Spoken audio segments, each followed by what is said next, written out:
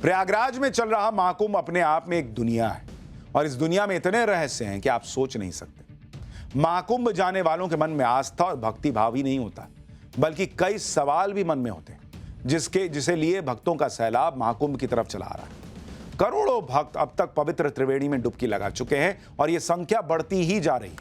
भक्तों के आने का सिलसिला खत्म नहीं हो रहा। भक्तों के लिए महाकुंभ क्षेत्र में दिन रात का कोई अंतर नहीं रह गया है। 24 घंटे भक्ति की अलग गूंज रही है।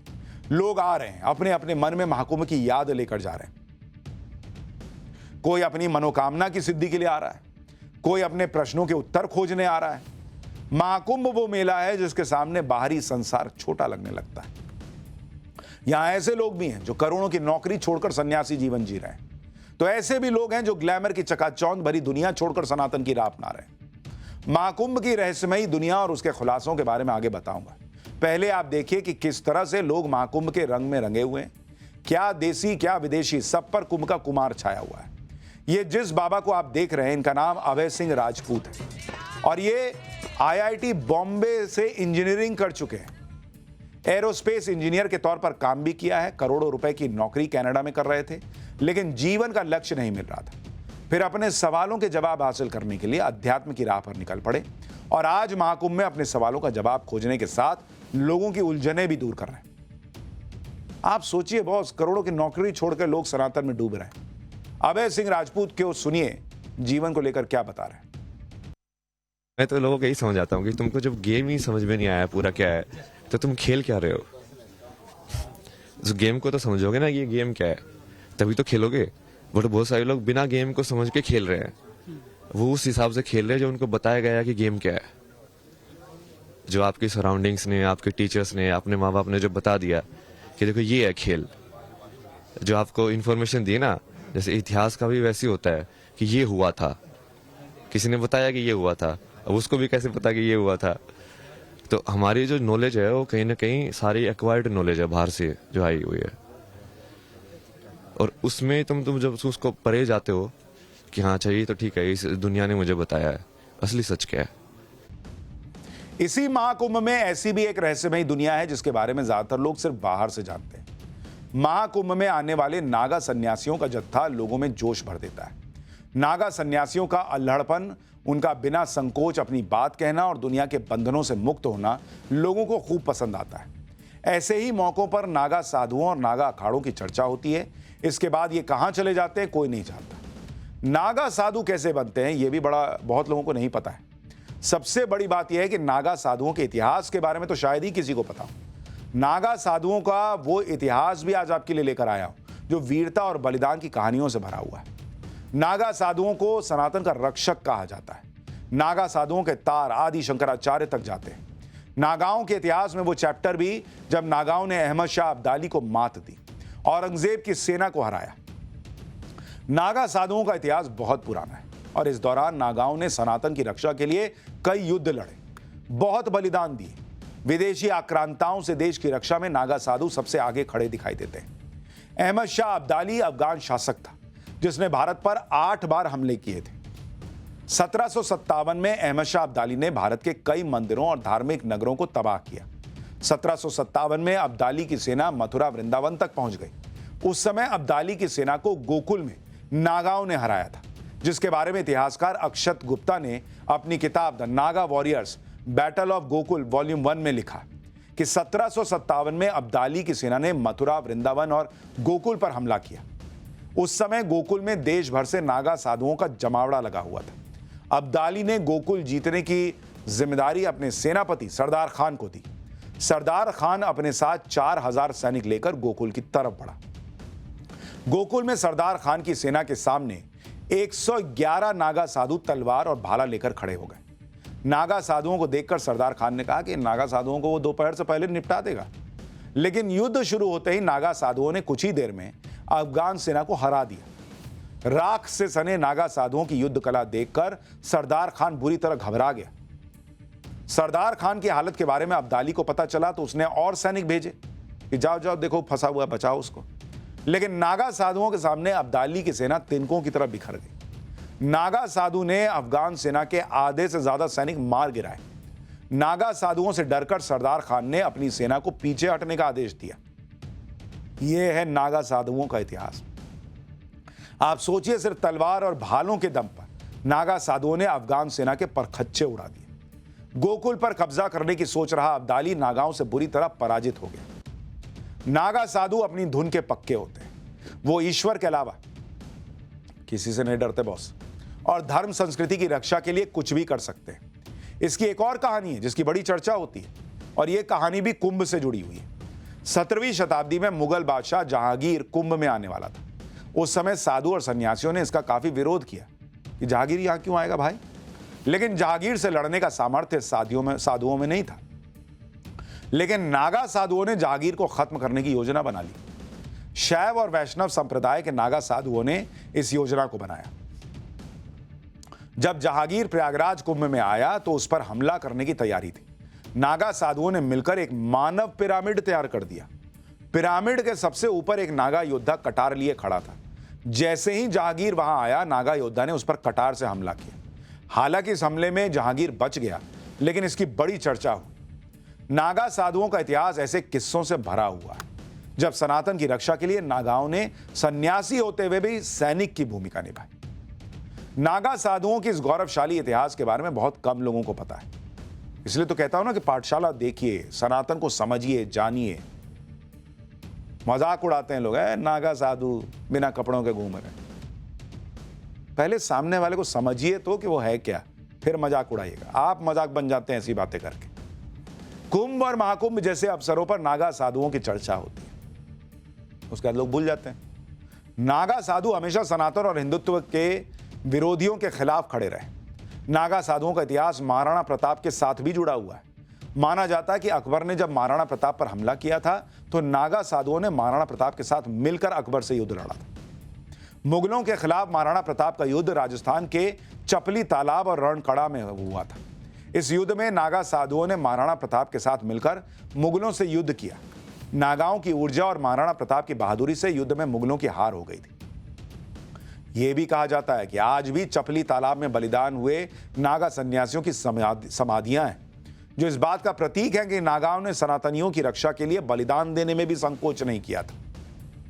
ऐसा भी नहीं है कि नागा साधु बिना किसी तैयारी के युद्ध लड़ते थे। नागा साधुओं को शास्त्र के साथ साथ शस्त्र की बकायदा शिक्षा दीक्षा मिलती थी, और इसी वजह से राजा महाराजा नागा योद्धाओं को अपनी सेना तक में भर्ती करते थे। इतिहासकार जदुनाथ सरकार ने अपनी किताब अ हिस्ट्री ऑफ 10 नामी नागा सन्यासीज में लिखा है कि शैव और वैष्णव दोनों संप्रदाय के नागा साधुओं ने राजपुताना, गुजरात और अन्य क्षेत्रों के राजाओं के लिए कई युद्ध लड़े। नागा साधु रक्षात्मक और आक्रामक दोनों तरह से इन क्षेत्रों की रक्षा करते थे। इसके बदले में नागा योद्धाओं को भूमि और वार्षिक भत्ते दिए जाते थे। 18वीं शताब्दी के दौरान नागा योद्धा उदयपुर, जयपुर, जैसलमेर, जोधपुर, बीकानेर, बड़ौदा, मारवाड़, भुज के महाराजाओं के साथ काम करते थे, और कई राज्यों में तो नागा योद्धा नियमित रूप से वेतन पाने वाली स्थायी सेना का हिस्सा हुआ करते थे। यह है नागाओं का गौरवशाली इतिहास। नागाओं की वीरता के किस्से भारत ही नहीं, विदेशों तक फैले थे। विदेशी इतिहासकारों ने भी नागाओं की बहादुरी और युद्ध कौशल के बारे में लिखा। मुगल बादशाह औरंगजेब ने वाराणसी में काशी विश्वनाथ मंदिर को तोड़ा था। मुगल सेना ने वाराणसी में इतना अत्याचार और खून खराबा किया था कि उसकी कोई दूसरी मिसाल नहीं है। लेकिन उस दौर में भी नागाओं ने मुगल सेना को धूल चाटने के लिए मजबूर किया था। और इसका जिक्र अमेरिकन इतिहासकार जेम्स जी लॉकफील्ड ने अपनी किताब the illustrated encyclopedia of Hinduism volume 1 में किया है, जिसके मुताबिक साल 1664 में औरंगजेब की मुगल सेना ने वाराणसी पर हमला किया था। उस समय महानिर्वाणी अखाड़े के नागा योद्धाओं ने युद्ध लड़ा। ज्ञानवापी कुएं के पास युद्ध में नागा योद्धाओं ने मुगल सेना को हराया। इसके हाथ से लिखे दस्तावेज महानिर्वाणी अखाड़े के पास रखे हुए थे।